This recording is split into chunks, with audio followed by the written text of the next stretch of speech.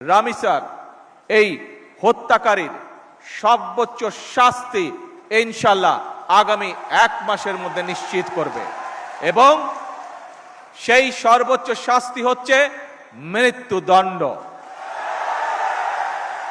ঢাকার মিরপুরে একটি নিষ্পাপ মেয়ের নির্মম মৃত্যুর মাধ্যমে মানুষের মানবিক মূল্যবোধের চূড়ান্ত অবক্ষয়ের চূড়ান্ত প্রমাণ মিলেছে।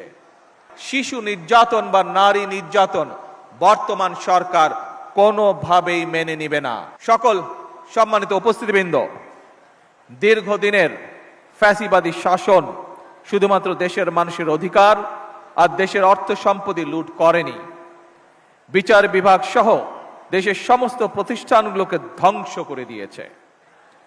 সবচেয়ে যেটি বড় ক্ষতি হয়েছে, বিশেষ করে বিতাড়িত ফ্যাসিবাদের সময় মানবতা, মানবিকতা এবং দেশের আবহমানকালের ধর্মীয় সামাজিক মূল্যবোধগুলোকে একেবারেই বিনষ্ট করে দেওয়া হয়েছে। ঢাকার মিরপুরে একটি নিষ্পাপ মেয়ের নির্মম মৃত্যুর মাধ্যমে মানুষের মানবিক মূল্যবোধের চূড়ান্ত অবক্ষয়ের চূড়ান্ত প্রমাণ মিলেছে। প্রিয় উপস্থিতিবৃন্দ, প্রিয় ভাই বোনেরা, এ বিষয়ে একটি কথা আজকের এই অনুষ্ঠানে আমি পরিষ্কারভাবে আপনাদের সামনে তুলে ধরতে চাই। এই ধরনের শিশু নির্যাতন বা নারী নির্যাতন বর্তমান সরকার কোনোভাবেই মেনে নেবে না।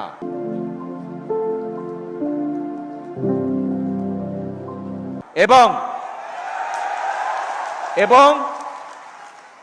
বর্তমান সরকার রামিসার এই হত্যাকারীর সর্বোচ্চ শাস্তি ইনশাআল্লাহ আগামী 1 মাসের মধ্যে নিশ্চিত করবে এবং সেই সর্বোচ্চ শাস্তি হচ্ছে মৃত্যুদণ্ড, যাতে করে ভবিষ্যতে আর কোনো ব্যক্তি মানুষ এইভাবে শিশু বা নারী নির্যাতন করার সাহস না পায়। উপস্থিত সম্মানিত সকল উপস্থিতিবৃন্দ, একটি নিরাপদ মানবিক রাষ্ট্র এবং সমাজ প্রতিষ্ঠা করতে হলে আমাদেরকে আইনের শাসন প্রতিষ্ঠা করতেই হবে। রাজনৈতিক সংস্কৃতির পরিবর্তন ঘটাতে হবে। একই সঙ্গে আমাদের জাতীয় জীবনে পুনরায় বাংলাদেশের আবহমানকালের ধর্মীয়, সামাজিক, সাংস্কৃতিক মূল্যবোধের পুনর্জীবন ঘটাতে হবে। এক্ষেত্রেও কবি কাজী নজরুল ইসলামের জীবন এবং কর্ম আমাদের জন্য প্রাসঙ্গিক। সম্মানিত সুধীবৃন্দ, কবি নজরুলের জীবন এবং কর্ম বিশ্ব সাহিত্য দরবারে আরো বেশি ছড়িয়ে দেওয়া প্রয়োজন। তার জীবনবোধ, তার জীবন দর্শন প্রজন্মের পর প্রজন্ম পৌঁছে দিতে হবে।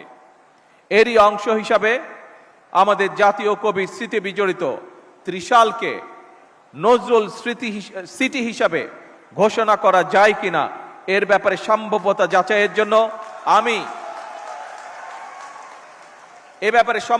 যাচাইয়ের জন্য আমি সংস্কৃতি মন্ত্রণালয় এবং পর্যটন বিভাগের প্রতি আহ্বান জানাবো।